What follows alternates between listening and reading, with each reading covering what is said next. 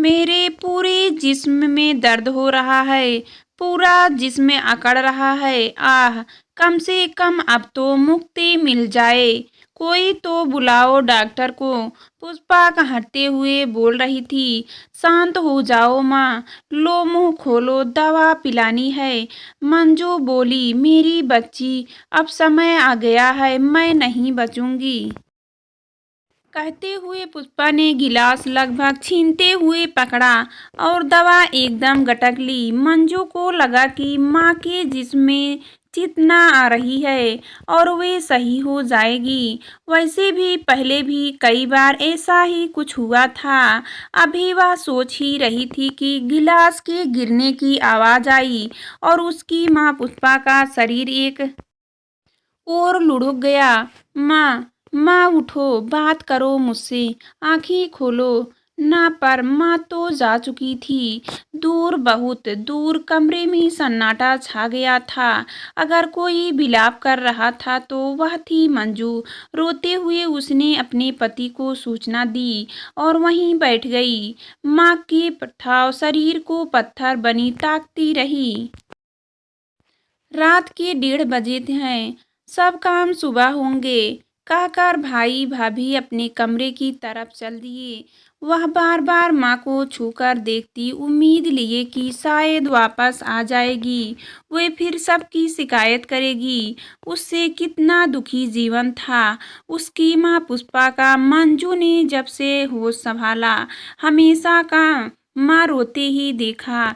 एक जल्लाद पति बिरजेश हमेशा नशे में धुत। कहने को तो स्कूल अध्यापक था, पर ताश खेलना और शराब पीना, बस यही उसकी दिनचर्या थी। देख, जब देखो तब वह पुष्पा को जलील करता, नशे में मारता, गालियां देता। कई बार उसने पुष्पा को जान से मारने की भी कोशिश की थी, लेकिन आदमी जो ठहरा रात में अपने शरीर की पिपासा बुझाने से भी वह बाज न आता। सब कुछ सह रही थी पुष्पा, सिर्फ और सिर्फ अपने 3 बच्चों के लिए। कहाँ जाती, वरना न तो सास ससुर का साया था और न ही माता पिता का नाम का भाई था, जो कभी कभी पत्नी से छुपकर मिलने आ जाता था और चुपचाप कुछ रुपए उसके हाथ में रख जाता। बिरजेश की आधी से ज्यादा कमाई ये सासी में उड़ जाती। जैसे तैसे घर की गाड़ी चल रही थी। बच्चों की साथ परेशानियां भी बड़ी होने लगी। बिरजेश के काले मन को पुष्पा भांप गई थी, इसलिए साय के जैसे वह मंजू के साथ रहती। एक दिन पड़ोस की गमी में जाना पड़ा गया तो वह मंजू की जिम्मेदारी अपने बड़े बेटे पर सौंप कर चली गई। बिरजेश को जैसे भनक लग गई थी। उसने अपने बेटे को किसी काम से बाजार भेज दिया और मंजू को अपनी बाहों में दबोच लिया। वह अपनी को छुड़ाने के लिए छटपटा रही थी, पर बिरजेश पर तो शैतान हावी था। अचानक पुष्पा आ गई। यह देखते ही वह गुस्से से पागल हो गई। वही एक बांस रखा था। आओ, देखा ना ताओ, वह बिरजेश को पीटने लगी। कमीने, बेशर्म, चला जा यहाँ से, बाप के नाम पर धब्बा है तू। कभी सूरत मत दिखाना, मैं नहीं चाहती तेरा साया भी पड़े मेरे बच्चों पर। मंजू सहमी सी खड़ी देख रही थी। यह सब धमकी देकर बिरजेश वहां से चला गया। अब पुष्पा सिलाई और बिंदी बनाने का काम करने लगी। उसी से घर खर्च चल रहा था। बड़े बेटे ने पढ़ाई छोड़ दी। उसी शराब और सट्टेबाजी की लत लग गई। अक्सर नशे में वह माँ को कोसता और गाली देता। वह बाप की जानी का दोषी माँ को ठहराता था। पुष्पा खून की आंसू पीकर रह जाती। पुष्पा को अब बड़े होते बच्चों की चिंता सताने लगी थी। सोम झले बेटे को उसकी मामा के घर भेज दिया आगे पढ़ने के लिए। इंटर पूरा करते ही मंजू के हाथ पीले कर दिए। मझली बेटे की पढ़ाई पूरी होते ही नौकरी लग गई बैंक में। पुष्पा ने उसका भी विवाह कर दिया, जबकि बड़ा अभी कुंवारा था।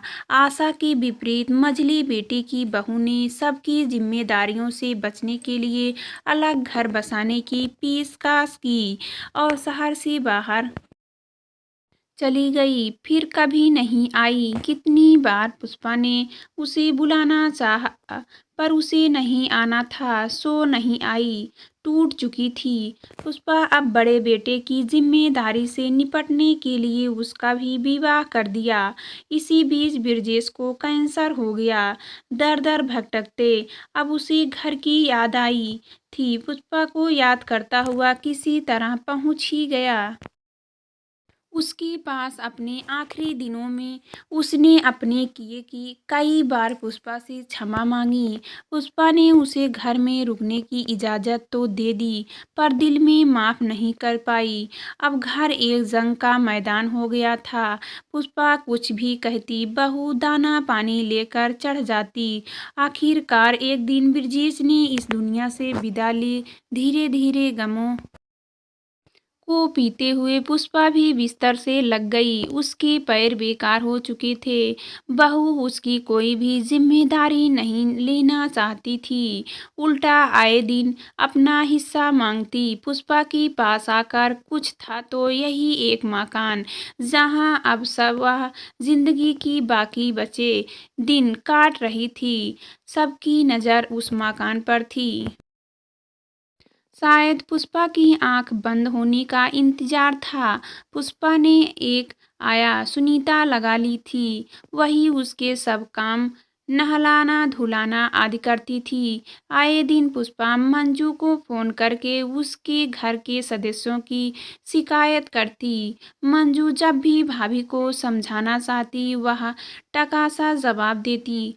हार कर फिर वह माँ को सी ही समझाती। पुष्पा अक्सर मंजू से बोलती, लल्ली तू नहीं समझेगी, मेरी जाने की बात पता चलेगा। सारा जीवन दे दिया पर कोई अपना नहीं हुआ।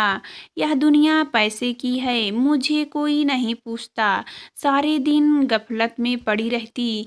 जिस दिन कुछ खाने को मांग लिया उसी दिन तूफान। जीजी जीजी सुनीता की आवाज़ से मंजू चौंकी। जीजा जीजा आ गए। पति को देखते ही उसके सब्र का बांध टूट गया। वह खूब रोई।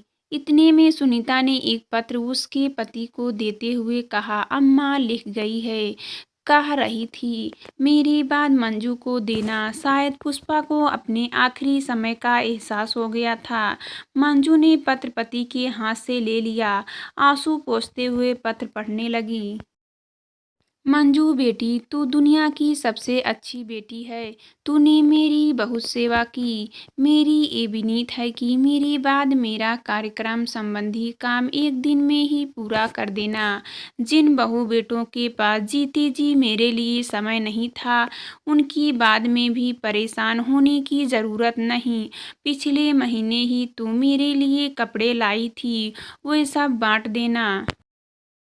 मेरी रोटी के लिए जिनके पास रुपए नहीं थे, वो मेरी बाद मुझ पर खर्च ना करे। दामाद जी, आप इस घर का सौदा कर दे। उस सौदे से मिलने वाली रकम के 3 हिस्से करना। एक हिस्सा इन दोनों लड़कों का और 2 हिस्से में से एक सुनीता को दे देना। बेचारी ने बहुत ध्यान रखा। मेरा अगले महीने उसकी लड़की की शादी है। एक हिस्सा मेरी नातिन का है। मंजू बेटी, तू मेरा बेटा भी थी। मेरी हर छोटी सी छोटी ज़रूरत और इच्छा का ख्याल रखा तूने। शायद मैं जिंदा ही तेरी वजह से थी। कर्जदार हूँ मेरी, तेरी सदा खुश रहो। सबको तेरी जैसी बेटी मिले। माँ सबकी आंखों से अविरल आंसू बह रहे थे। माँ के कहे अनुसार एक ही दिन में सब कार्य मंजू ने पति के साथ भारी मन से वापस अपने घर चली गई। माँ के साथ ही उसके दुखों का अंत हो गया था। बड़ी दुखदाई एक कहानी का अंत हो गया था। बड़ा लंबा वनवास था। यह 70 साल का सफर कम नहीं होता जो पुष्पा ने अकेले ही तय किया था। जीवन जिया तो था उसने, लेकिन सुख के दिन क्या होते हैं कभी नहीं देख सकी।